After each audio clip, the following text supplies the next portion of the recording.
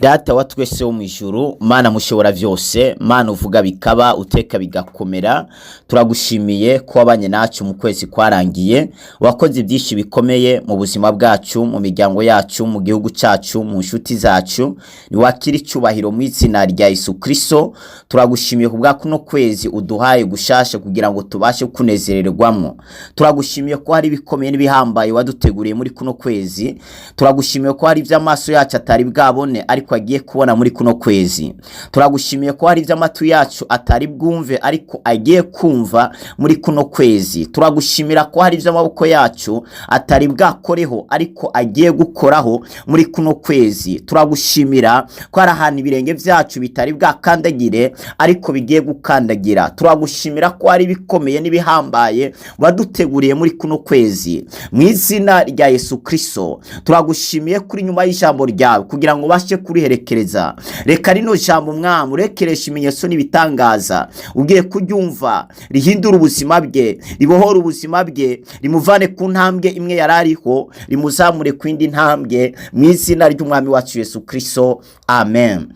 Turabaramukije mwese bakunze ibikiganiro, haracyariho ivyisigiro. Amahoro y'Imana nakomeze kubana namwe. Haracyari ivyisigiro ko wakomera, ko watera imbere, ko wagera ku nzozi zawe. Haracyari ivyisigiro ivyo utabonye muri kuno kwezi kurangiye ko wabibona muri kuno kwezi dutangiye. Haracyari ivyisigiro vyo kuroranirwa mu buzima bwawe. Haracyari ivyisigiro aho umuryango wawe utageze ko we wahagera kandi ukazahageza umuryango wawe. Niyo Imana yatoranije kugira ngo uzane impinduka mu muryango wawe. Haracyari ivyizigiro ko waroranirwa, ko wavyara ukonsa ugahika nk'abandi. Haracyari ivyizigiro k'ivyo abandi bagezeho nawe wabashaga kubigeraho. Imana yabibagejejeho ntabwo irobanura ku butoni, nawe hajya ahantu yoshobora kuhagushira.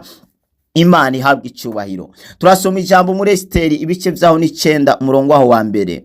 Aravuga ngo abayuda bica abasi babo. Nuko mu kwezi kwa12 kwitwa Adari ku munsi wako w13 ari wo munsi nyene icyageze cy'umwami n'iteka ryiwe byari bishitse ku ntaho. Niwo munsi abasi b'abayuda baziga ko abahagarara ku gakanu ariko birahinduka. Abayuda baba ari bo bahagarara ku gakanu abari bafitiye ugwanko. Ijambo tugiye kuvuga naho riravuga ngo birahinduka. Aturati birahinduka. Ndumva hari ibintu bigiye guhinduka muri famiye yawe. Ndumva hari ibintu bigiye guhinduka mu rugo rwawe. Uku kwezi Imana yavuganye nanje kari ukwezi kwiminduka. Vuga ati ukwezi kwiminduka. Ndumva hari impinduka idasanzwe Imana igiye kuzana mu buzima bwawe. Ndumva hari impinduka igiye kuza mu kazi kawe. Ndumva hari impinduka igiye kuba mu itorero ryawe. Ndumva hari impinduka mu byo wari umaze iminsi ukora byanka, ariko ndumva hari impinduka itangaje Imana igiye kuzana. Hari abantu baziga kugiye gupfa ariko niyo bagiye gupfa mbere yawe. Hari abagutegurira gishano ariko niyo bagiye kurijya mbere yawe. Hari abakumanikiye igiti ngo abari ukimanikwaho ariko niyo bagiye kumanikwa kuri ico giti. Hari abazibiye urugendo rwawe ariko ngiye kubona Imana yuguruye kandi ibintu bigiye gushinduka. Arabakuroze bazi kuno kwezi utakumara, bagiye kubona wakumaze n'umwaka wawumaze n'undi wawumaze. Ibintu bigiye gushinduka. Uyo mubiri ufite ntabwo ari uwawe. Imana igiye kugutera kwinyama ugira umubiri mwiza w'igikundiro. Hari abasundege bore yabasate. Ndumva hari impinduka Imana igiye kuzana. Hari abagutaye, hari abaguhebye, bavuze ngo ntacu umaze, bavuze ngo ntacu uzavamwo, bavuze ngo ntawe uzagera. N'abantu bavuze ariko si Imana yavuze. Icyo Imana yatanguye ku buzima bwawe iraje kugisozera. Iyi Imana yugaye ntawugurura kandi yuguruye ntawugara. Ni ifite ijambo rya nyuma ku buzima bwawe. Iraje ibisohoze, iraje ishitse umugambi wayo ku buzima bwawe. Ifite ivyumviro byiza kuri wewe no ku muryango wawe. iraje ishitse umugambi wayo. Hari impinduka Imana izanye. Nta mafaranga wahora ubona, ariko impinduka Imana izanye igiye gutuma ubona amafaranga menshi. Ibyo amaso yawe atari bwabone nivyo Uhoraho agiye gukwereka. Ibyo amatwi yawe atari bwumve nivyo Uhoraho agiye gutuma wumva. Imana yo mwijuru izatuma bikunda. Niko Nehemiya yavuze, niko nanje nkubwiye. Imana yo mwijuru nigiye gutuma bikunda, igiye gutuma rujya rugendo rwawe rucamwo, igiye gutuma ukora irya mariage, igiye gutuma usubiza hamwe n'umugabo wawe n'umugore wawe, igiye gutuma wubaka irya nzu. Imana yo mwijuru igiye gutuma uronka irya modoka. Imana yo mwijuru igiye gutuma ukomorezwa ivyawe wari waranyaswe. Imana yo mwijuru ije kubohora ubuzima bwawe. Ndumva hari abantu Imana ije gukura muri gereza bari bamaze mw'imyaka. Ndumva hari abantu Imana ije gukura muri gereza z'ibibazo, gereza z'ubukene, gereza z'ubushomeri, gereza z'agasuzuguro, z'ubupangayi. Maze imyaka upanze uri mu bibazo, ariko humura, ibintu bigiye gushinduka, ibintu bigiye gushinduka. Imana idutabare cyane, ibintu bigiye guhinduka. Urukwavu rugiye kwiruka ku mbwa, imbwa niyo yiruka inyuma y'urukwavu, ariko ibintu vyahindutse, urukwavu rwiruka inyuma y'imbwa. Ibintu vyahindutse, uwahora agaburirwa, haleluya, agaburira abandi. Ibintu vyahindutse, uwahora yambikwa nawe ahinduka uwambika abandi. Ibintu vyahindutse, uwahora apanze nawe aragirane, arapangisha. Ibintu vyahindutse, uwahora aherekeza abandi ku kibuga c'indege nayo baramuherekeza ku kibuga c'indege. Ibintu vyahindutse, uwahora atonda muri mariage z'abandi nawe baza muri mariage ye. Ibintu vyahindutse, uwagenda n'amaguru agenda n'imodoka. Ibintu vyahindutse, uwari muri gereza aridegembya. Ibintu vyahindutse, utagiraga ico kurya agira stoke. Ibintu vyahindutse, utagiraga ijambo ahabwa ijambo. Ibintu vyahindutse, utagiraga ibintu vy'agaciro agira ibintu vy'agaciro. Ibintu vyahindutse,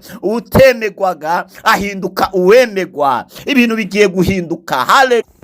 Iyo ibintu vyahindutse, abantu barabimenya. Iyo ibintu vyahindutse, abantu bahindura imvugo. Iyo ibintu vyahindutse, abantu bahindura amajambo. Iyo ibintu vyahindutse, abantu babashaga kubibona ndetse bakabishingira intahe. Abantu bagiye kubona ugutabarwa kwawe, abantu bagiye kubona ugushigwa hejuru kwawe, abantu bagiye kubona aho bavuga ngo naho uzagera, bagiye kubona wahageze. Imana ihabwa icubahiro. Uyu mugabo Morodekayi agirirwa ishari, agirirwa inzigo n'umugabo yitwa Hamani. Hamani kubera yari umunyecubahiro akomeye, yisandagaza ku mugabo yitwa Morodekayi. Nawe Morodekayi nta cubahiro yari afite hano mw'isi, ariko mw'ijuru yari afite icubahiro. Nubwo mw'isi nta cubahiro ufite, ariko ijuru rirakuzi kandi ijuru rirakubaha. Ivyo Imana yaguteguriye birakomeye. Imana ihabwa icubahiro. Mw'isi ugaragara nk'umuntu asuzuguritse, ariko mw'ijuru umunyecubahiro. Ubwo Morodekayi agaragara nk'umuntu asuzuguritse nk'umuzamu, ijuru ryari rimuzi nka premier ministre. Hari ukuntu ijuru rikuzi, abantu bakuzi nk'umukene bitewe n'ahantu uba, ariko ijuru rikuzi nk'umutunzi.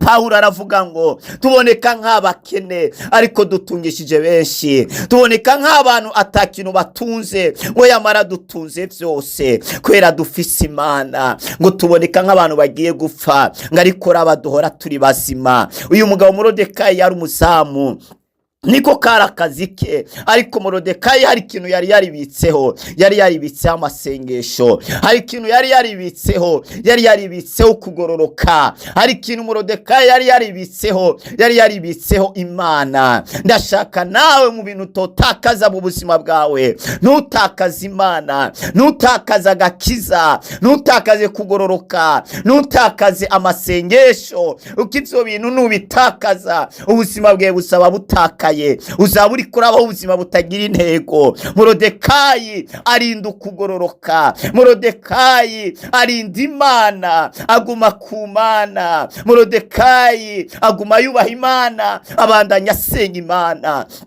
ngo maze Hamani amanika igiti kugira ngo aze akimanikeho Morodekayi, ngo yongera ategura itarike y'ukwezi kwa 12, itarike 13 z'ukwezi kwa 12 kwitwaga Adari, ngashyiraho umunsi kari uwo munsi azarimbura abayuda bose. Ibyo bintu barabitangaza mu gihugu cyose, abayuda barabisoma, abayuda bahorana agahinda, bamara umubabaro, bazi ko bagiye gupfa, bazi iti nukuri tugiye kurimbuka, bari mu marira n'agahinda. Morodekayi we ngo bamanikira igiti, we bwaca ngo bakimumanikaho. ngo ariko muri iryo joro birivuga ngo abayuda binjira mu masengesho y'iminsi 3, ngo muri iryo joro ngo ibintu bica birahinduka. Haleluya! ngo muri iryo joro nyene ibintu birahinduka. mu gitondo bari bazi ko Morodekayi ari wamanikwa, wamanikiye igiti, abani wakimanikwaho. nayo Morodekayi ngo yirirwa aratambagizwa mu gisagara ari ku nyana y'indogoba.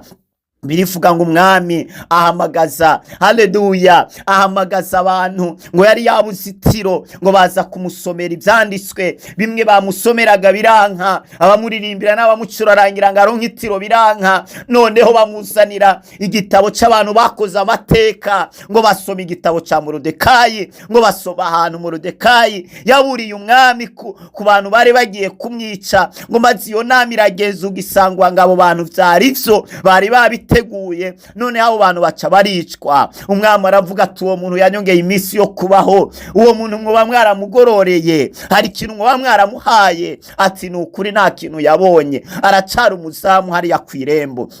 aravuga ati uyo muntu ntabwo akwiriye kuba umuzamu, uwo muntu yatabaye ubuzima bwanje, uyo muntu ntabwo akwiriye kuguma ku irembo, uyo muntu nave ku irembo. Imana igiye kuvana ku irembo ry'agasuzuguro, irembo ry'amarira, irembo ry'ubushomeri, irembo wasuzuguriweho. Imana igiye kuri kuvanaho. ndumva hari abantu Imana igiye kuvana ku irembo, ndumva hari abantu Imana igiye kuvana mu bukene, ndumva hari abantu Imana igiye kuvana mu gasuzuguro. kandi ni wowe nyene uri kuranyufa, ni wowe Imana igiye gutabara, ni wowe Imana igiye gushyira hejuru kugira ngo utabare umuryango wawe, kugira ngo utabare inshuti zawe, kugira utabare abavukanyi bawe. ni wowe Imana igiye gushyira hejuru, ni wowe Imana, ni wowe Yosefu ugiye gutabara umuryango wawe, ni wowe Dawidi ugiye gutabara umuryango n'igihugu. ivyo Imana igiye gukorana nawe bigiye kuzana impinduka itangaje muri kino gihugu ndetse no muri famiye yawe. vugira amena.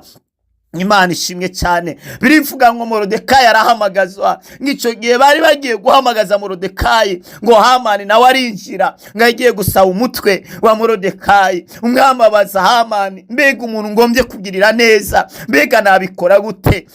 Hamani aravuga ngo nta wundi uwo ni nje, rondera inyana y'indogoba, rondera indogoba ya farashi yawe nziza, wa mukugote mwiza, umuhoro ugenderaho. uwo muntu aba ari we yicaraho yambaye imyambaro y'inyambarabami. hanyuma umuntu arusha icyubahiro abandi agenda imbere ye, agenda arakoma induru, asemerera ati uyu mwami akuze w'icyubahiro, nguko uko bazaja bamugenza. ngo maze ahejeje aramubaza ati nta bindi, ati nukuri nivyo nyene. aravuga ati ibyo bintu byose uyejeje kuvuga genda ubikorere Morodekayi, nta kintu na kimwe ukuyemo, hari ibintu bigiye guhinduka. hari bari bagiye gusaba umutwe wawe, ariko Imana yo mu ijuru nije guhindura ibintu. ugiye gutambagira ku nyana y'indogoba, ugiye gutambagizwa mu gisagara, ugiye gutambagizwa imbere y'abanzi bawe, ndetse abari bazi ngo nibo bagiye kwicara mu cyubahiro cyawe. umva, ntabwo bizemera, ntabwo bizapfamwo. Imana yo mu ijuru ije guhindura ibintu. Imana ihindura ibintu. wamanitse igiti mu gatondo,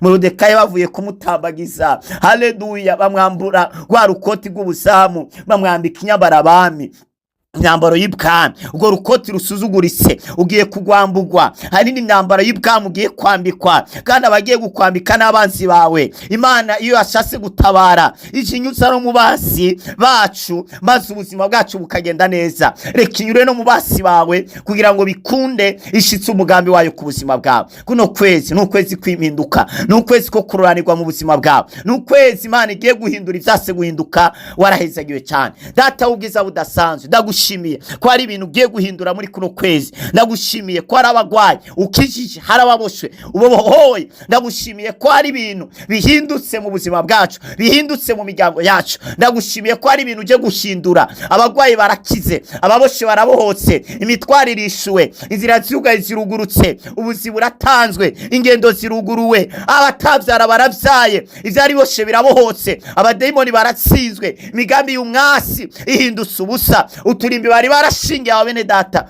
turashinguwe mu izina rya Yesu. Urakoze Imana, urakarama iteka ryose. Icubahiro n'amashimwe bihabwe wewe mu izina rya Yesu, amen. Imana ihinduye ibintu bene data. Ndumva ntabivuga byose muri audio muri kino cigwa, ariko ndumva Imana ihinduye ibintu hejuru ubuzima bwawe. Shimira Imana. Kuno kwezi n'ukwezi kwimpinduka. Usenga Imana, usenga Imana, usenga Imana, ugororoke. Kuno kwezi hari impinduka ugiye kubona mu buzima bwawe. Alebo sibakaya, warahezegiwe cyane. Urifuza gusengerwa, urafise umutwaro wifuza kubandanya usengerwaho, ukumaze igihe kirekire, waba ukeneye impinduka, hari inzozi warose zirakuzazanira, urabura umuntu azigusigurira, twakure kuri no nimero tugufashe. +257 65 57 339. Mwarahezagiwe muri umugisha, mwari kumwe na Apostle wa Kristo Glory Shine.